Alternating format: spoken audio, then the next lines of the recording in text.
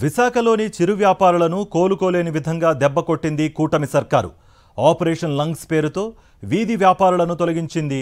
తమ జీవనాధారం వీధి వ్యాపారమేనని, తమ పొట్ట కొట్టవద్దునని ప్రాధేయపడినా వినకుండా వారి బడ్డీ కొట్టులను నిర్దాక్షిణ్యంగా జేసీబీలతో తునాతునకలు చేసింది. బాధితులకు సరిగ్గా దసరా రోజున పండుగ ఆనందం కూడా లేకుండా చేసింది. విశాఖలోని చిరు వీధి వ్యాపారుల దయనీయ పరిస్థితిపై సాక్షి టీవీ అందిస్తున్న గ్రౌండ్ రిపోర్ట్ మా ప్రతినిధి అనిల్ అందిస్తారు. ఆపరేషన్ లంగ్స్ పేరుతో విశాఖలోని చిరు వ్యాపారులకు కూటమి ప్రభుత్వం చుక్కలు చూపించింది. ఎక్కడికక్కడ ఫుట్పాత్లపై వ్యాపారం చేసుకునేటువంటి చిన్న వ్యాపారులను ఖాళీ చేయించి కనీసం దసరా పండుగ కూడా చేసుకునేటువంటి దయనీయ పరిస్థితిలోకి ఆ కుటుంబాలను ప్రభుత్వం నెట్టిందనే చెప్పాలి. ఇప్పటికీ కూడా చిరు వ్యాపారస్తులు తీవ్రమైనటువంటి ఆవేదనలో ఉన్నారు. అప్పులు చేసి పెట్టుబడులు పెట్టుకుని వీధి వ్యాపారం చేసుకుంటే ప్రభుత్వం తమపై కక్ష సాధించడం ఏంటని కన్నీటి పర్యంతమవుతున్నారు. ఇప్పటికైనా ప్రభుత్వం స్పందించాలని వారి విజ్ఞప్తి చేస్తున్నారు. అసలు వీధి వ్యాపారుల కష్టాలేంటి, కనీసం దసరా పండుగ కూడా చేసుకున్నటువంటి దయనీయ పరిస్థితిలో ఎన్ని కుటుంబాలు ఉన్నాయి, ఆ కుటుంబాల ఆవేదన ఏంటి, సాక్షి టీవీ గ్రౌండ్ రిపోర్ట్లో చూద్దాం. విశాఖ నగరంలోని కృష్ణా కాలేజ్ దగ్గర రోడ్డు పక్కనున్న ఫుట్పాత్ను నమ్ముకుని దశాబ్దాల కాలంగా జీవనం సాగిస్తున్న కుటుంబాలను కూటమి ప్రభుత్వం రోడ్డున పడేసింది. చిన్న చిన్న బడ్డీ కొట్టులు, షాపులు పెట్టుకుని జీవనం సాగిస్తున్న కుటుంబాలను జీవీఎంసీ చిన్నాభిన్నం చేసింది. కేవలం ఒక్కరోజు ముందు మాత్రమే నోటి మాటగా హెచ్చరించిన జీవీఎంసీ అధికారులు మరుసటి రోజే జేసీబీలతో విరుచుకుపడ్డారు. తమకు బతుకుదెరువుగా ఉన్న కొట్టులను కూల్చవద్దని చిరు వ్యాపారులు బతిమలాడుకున్నా కనికరించలేదు. జేసీబీలతో బడ్డీ కొట్టులను తొలగించారు, తునాతునకలు చేశారు. కష్టపడి సంపాదించుకున్న డబ్బుతో అప్పో సొప్పో చేసి పెట్టుకున్న కొట్టులను కళ్ళెదుటే కూల్చడంతో బాధితులు విలవిలలాడిపోతున్నారు.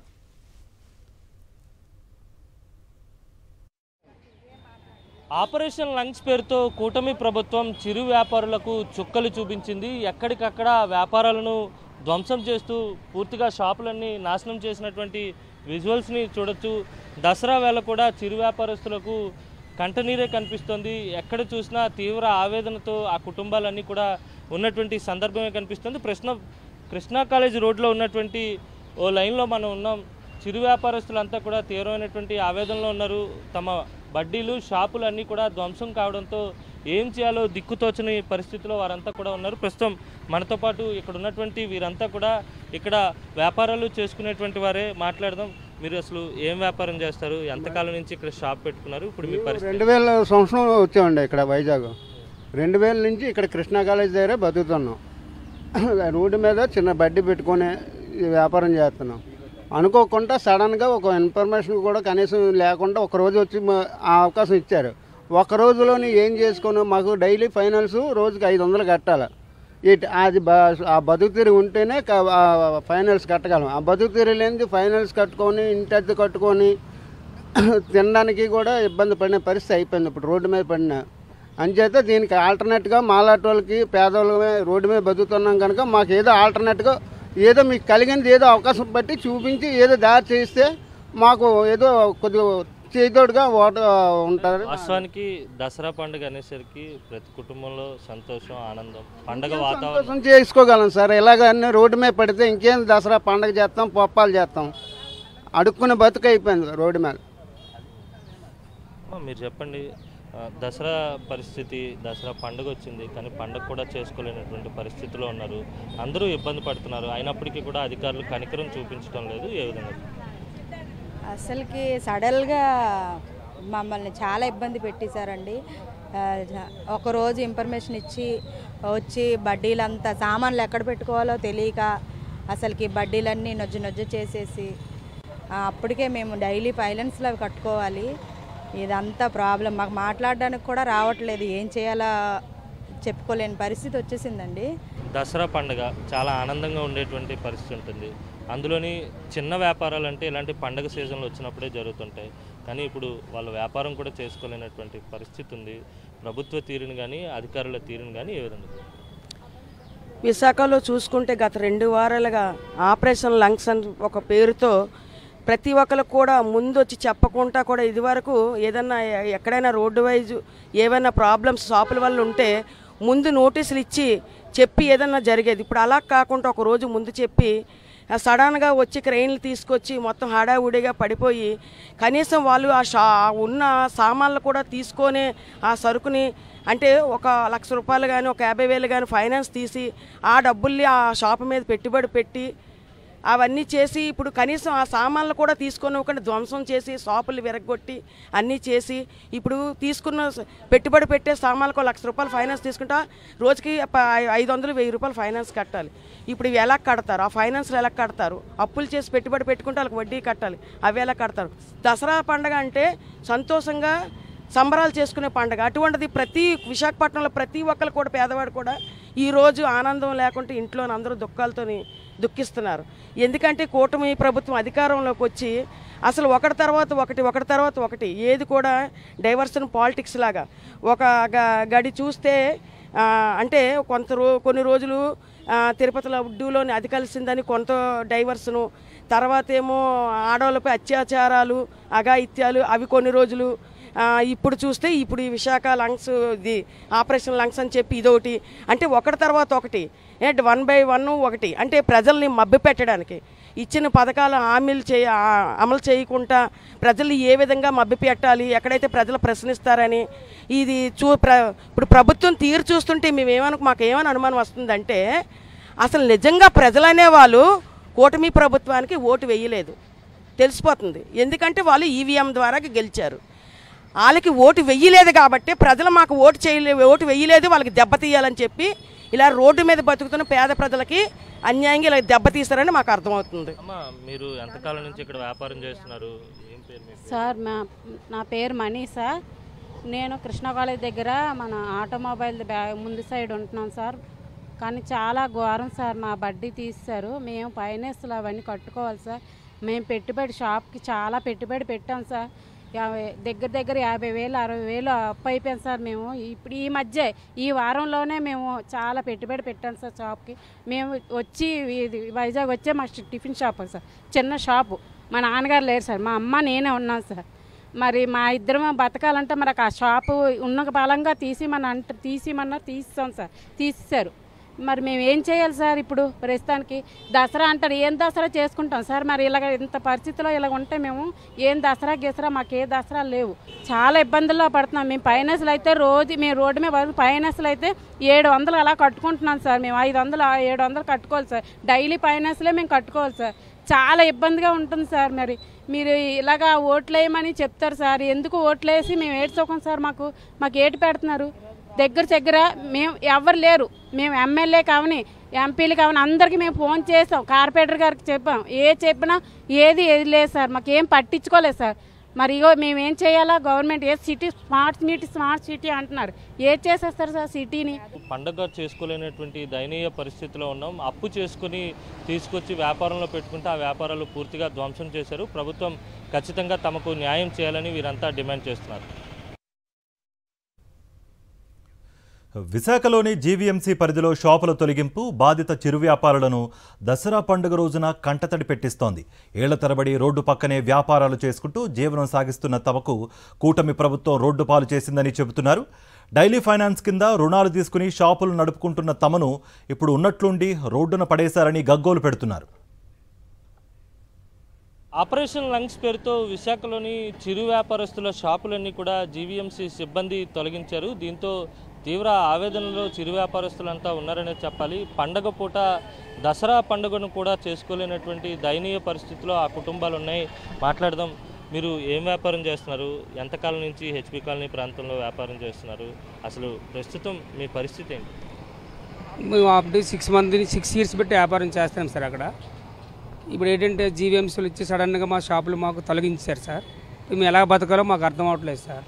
ఆల్రెడీ వాటి మీద ఫైనాన్స్ లోడము, బ్యాంక్ లోన్లు లోడము, ఇప్పుడు ఆల్ ప్రెషర్ కూడా ఎక్కువ అయిపోయింది సార్. మాకు ఎలా బతకాలో ఏటి చేయాలో అర్థం అవ్వట్లేదు సార్. ప్రస్తుతానికైతే మాకు ఏదైనా ప్రభుత్వం న్యాయం చేస్తుందని మేము కోరుకుంటున్నాం సార్.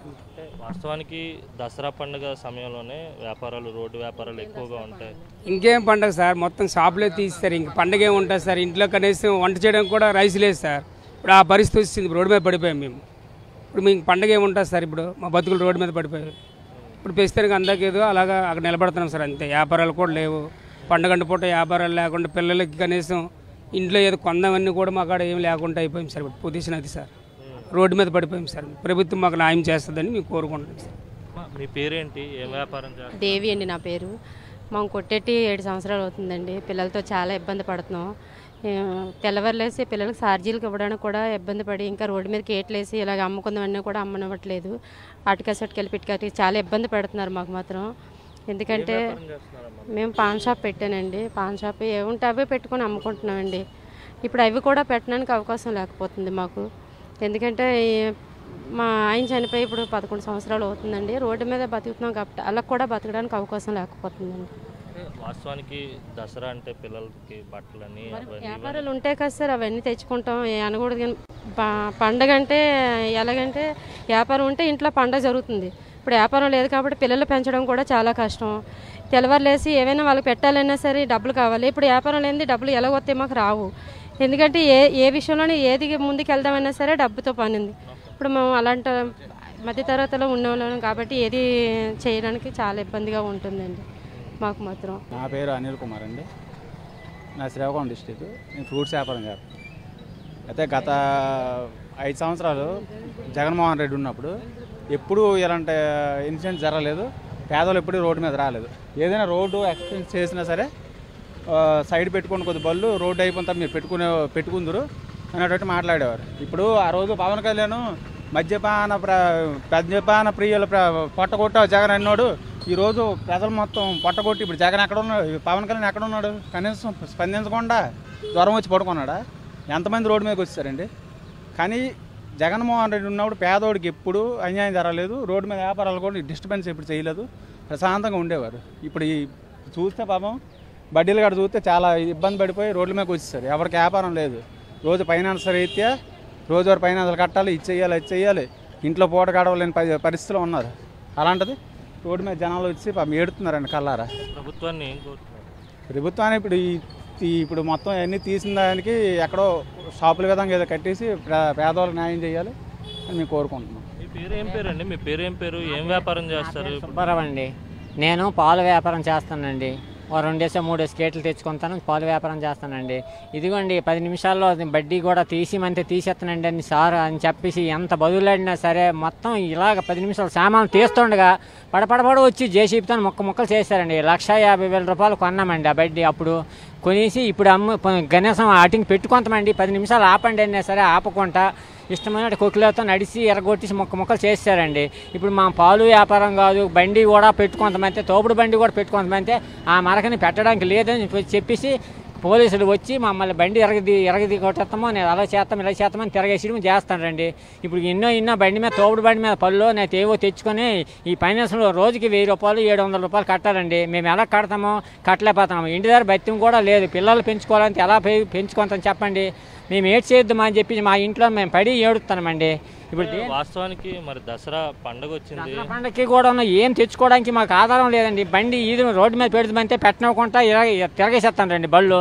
ఇప్పుడు తోపుడు బండి తెచ్చుకొని దసరా మట్టుగా అందాక 2 రోజులు పెట్టుకుంటామండి అయినా సరే వచ్చా అలాగ అవ్వదండి, మా మరకండి మాదండి అని చెప్పేసి మొత్తం ఇరగదీసి యాగం పాడు చేసి బండి కూడా తిరగేసేస్తానండి. వాళ్ళ ఇష్టం వచ్చినట్టు తీసుకెళ్తావా నేత నీకు 2 పుంజులు దరువులు తగులుతాయండి అలాగండి అని చెప్పేసి అంటానండి. ఏటి చేస్తామండి మేము? స్థానికంగా రాజకీయ నాయకులు ఎవరి దగ్గరికైనా వెళ్ళారా? నాయకుల కాడికి వెళ్ళా సరే మేమేం చేయగలము? వాళ్ళ ప్రభుత్వం ఉంది, మేమేం చేయలేము. మేము చెప్పినా వినలేదు. వాళ్ళు చెప్పినా కూడా పోలీసులు అందరూ బందోబస్తుని వచ్చి ఏకం ఎరగదీశారండి. బడ్డీ ముక్కలు ఎరగొట్టారండి. ఆ బడ్డీ కూడా దేనికి పనికి రాకుండా చేస్తారండి. ఇప్పుడు మేము ఎలా బతుకుతామండి? మేము బతికి మేము బాగుపడడానికైనా మరి ఇంక లేదు ఛాన్స్. ఇలా రోడ్డు మీద ఏడుస్తాను. మేము ప్రభుత్వాన్ని ఏం కోరుకుంటున్నారు? ఏదో మాకు దారి చూపిస్తారని మేము కోరుకుంటాం అంతే. అండి భార్యాభర్తలు ఇద్దరు గాజులు అమ్ముకుంటున్నాం. గాజులు, బొట్లు, పినీసులు అమ్ముకుంటున్నాం. అలాంటి బడ్డీ అని పెట్టండి. ఆ బడ్డీని తీసేమని 3 నెలల ముందు తీసేమంటేనే తీసేసాం. మళ్ళీ బండి పెట్టుకున్నాం. ఆ బండిలో కూడా అమ్ముకున్నాం లేదు. ఆ బండి కూడా ఉన్న ఫలంగా తీసేమంటే తీసేసారు. ఇప్పుడు ఎక్కడ మేము ముసలి బతకాలంటే ఎలా బతుకుతాం చెప్పండి? అందుకనే కొంచెం మాకు న్యాయం చేసి ఏదైనా బతకడానికి దారి చూపించమని అడుగుతున్నాం. విశాఖలో ఏ చిరు వ్యాపారిని కదిపినా ఇలాంటి దయనీయ అనుభవమే వెలుగులోకి వస్తుంది. ప్రతి ఒక్కరూ కూడా కనీసం పండుగ కూడా నోచుకోలేనటువంటి పరిస్థితిలోనే ఉన్నారు. తమ వ్యాపారాలు పూర్తిగా నాశనం అయ్యాయి. కనీసం తినడానికి తిండి కూడా లేనటువంటి పరిస్థితిలో ఉన్నాం కనుక ప్రభుత్వం ఆదుకుని తక్షణమే తమకు ప్రత్యామ్నాయ ఉపాధి అవకాశం చూపించాలని వీరంతా డిమాండ్ చేస్తున్నారు. విశాఖలో ఆపరేషన్ లంగ్స్ పేరుతో కూటమి ప్రభుత్వం షాపులు తొలగించడం చిరు వ్యాపారస్తులను కోలుకోలేని దెబ్బ కొట్టింది. దసరా పండుగను కూడా జరుపుకోలేని అధ్వాన స్థితిలో బాధితుల కుటుంబాలు వెళ్లాయి. ఇప్పటికైనా కూటమి ప్రభుత్వం పెద్దలు, జీవీఎంసీ అధికారులు స్పందించి తమకు వీధి వ్యాపారాలు చేసుకునేందుకు అవకాశం ఇవ్వాలని, లేదంటే ప్రత్యామ్నాయ ఉపాధి చూపాలని బాధిత చిరు వ్యాపారులు కోరుతున్నారు. కూటమి ప్రభుత్వం నిర్ణయం విశాఖలోని చిరు వ్యాపారులకు శాపంగా మారింది. కనీసం పండుగ కూడా చేసుకోలేనటువంటి దయనీయ పరిస్థితిలోకి వీధి వ్యాపారస్తులంతా కూడా నెట్టబడ్డారు. ఎప్పటికైనా అధికారులు స్పందించాలి, తమకు ప్రత్యామ్నాయ ఉపాధి మార్గాన్ని చూపించాలని చిరు వ్యాపారస్తులంతా కూడా డిమాండ్ చేస్తున్నారు.